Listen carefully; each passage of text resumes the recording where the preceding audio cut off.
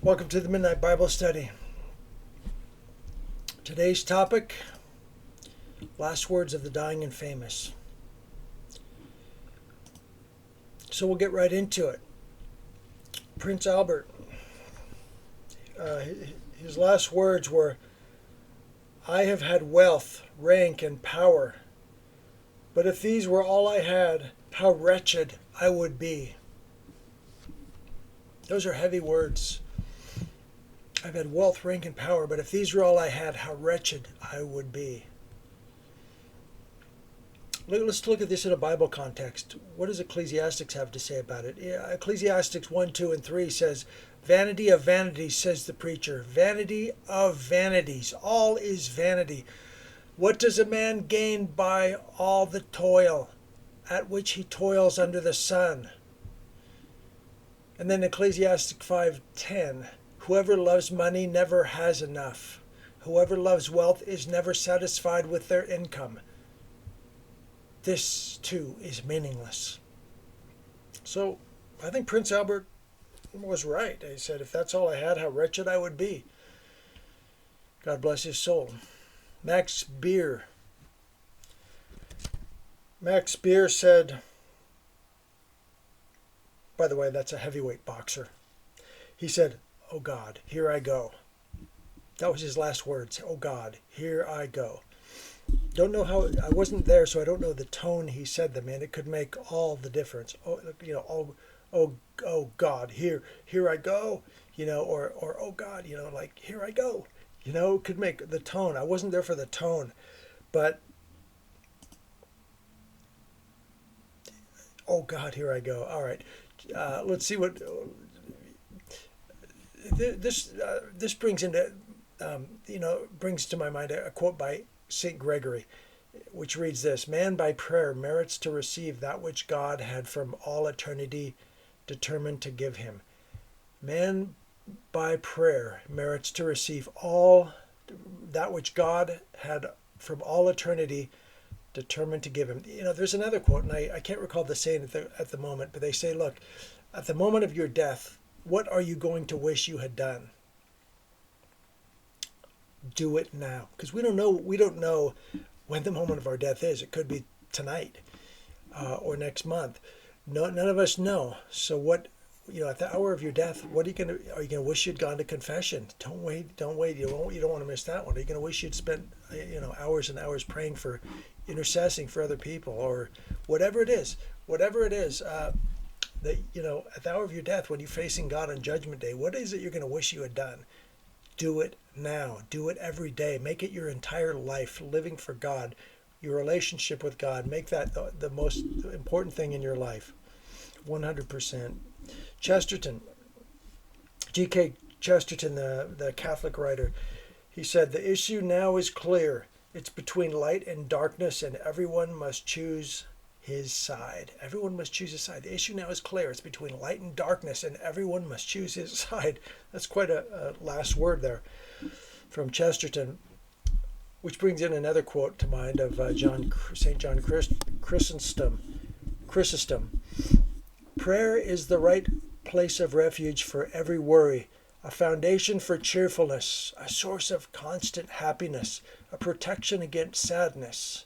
So you can see Chesterton says, look, the issue now is clear. It's between light and darkness, and everyone must choose. Clearly, St. John Chrysostom chose light. Prayer is the place of refuge for every worry, a foundation of cheerfulness, and a source of constant happiness and protection against sadness. So we all get to make that choice every single day. John Dudley.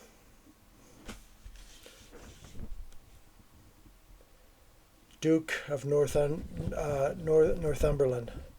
He said his last words, "I have deserved 1,000 deaths. I have deserved 1,000 deaths."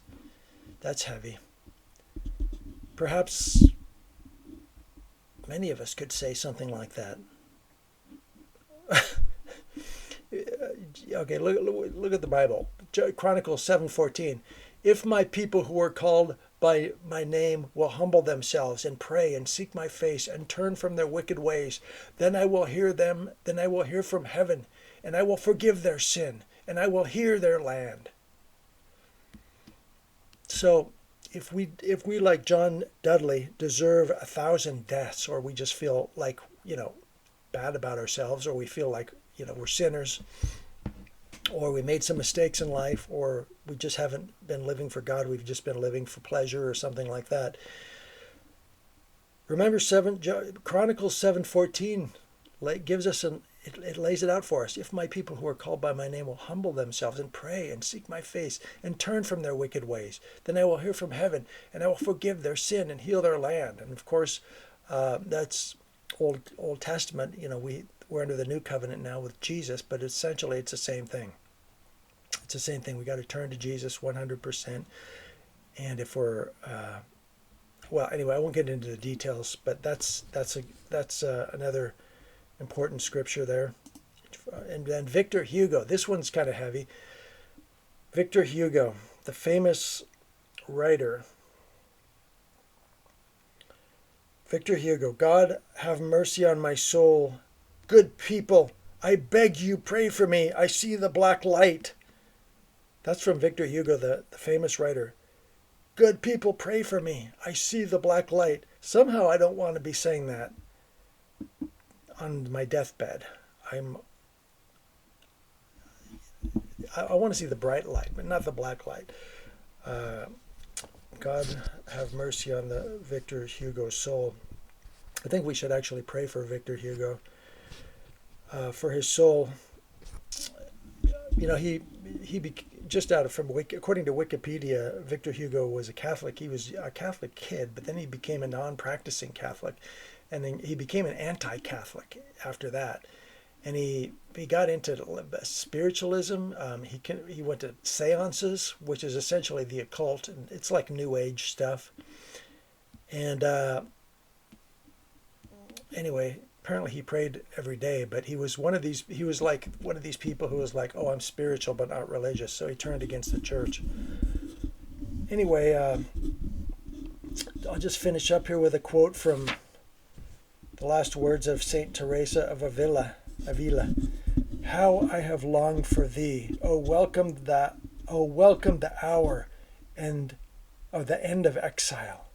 Wow, there's a change of tone. How I have longed for thee. Oh, welcome the hour, the end of exile. So we're like prisoners on this earth, going through all these trials and tribulations. But if we live every day as if today is our last day, and that we're doing that which we want to be doing, to have done on Judgment Day, when we're facing judgment, it sounds like that's exactly what Saint Teresa of Avila did. She lived every day, perhaps, the way in fact, she might have even been the one who I got this quote from. I just can't remember. Live however you want to, whatever you want to have done on the day on the day of judgment, do it now. So maybe she was the one, but she says, "How I have longed for thee. Oh, welcome the hour." I mean, whatever she did, she's like ready to die with open arms and joy. So this gives us lights the path forward for anybody. God bless you. Good night from the Midnight Bible Study.